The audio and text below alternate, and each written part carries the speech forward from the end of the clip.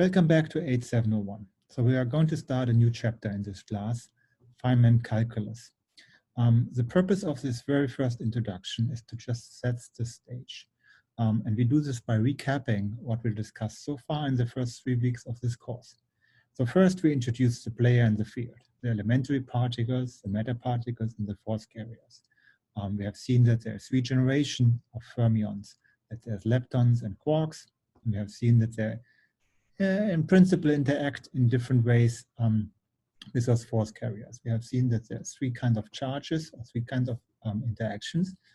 The electromagnetic interaction, the weak interaction, and the strong interaction. Then we moved on and had a quantitative discussion on relativistic kinematics.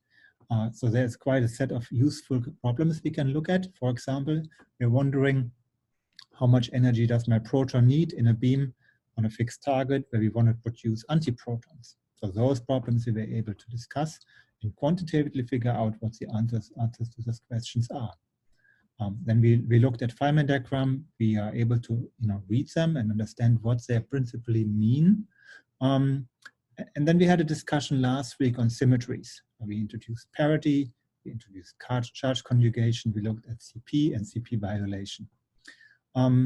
We had a qualitative discussion on decays and scattering.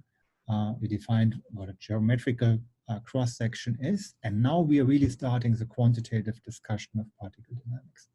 We do this now in the next video by introducing Fermi's golden rule.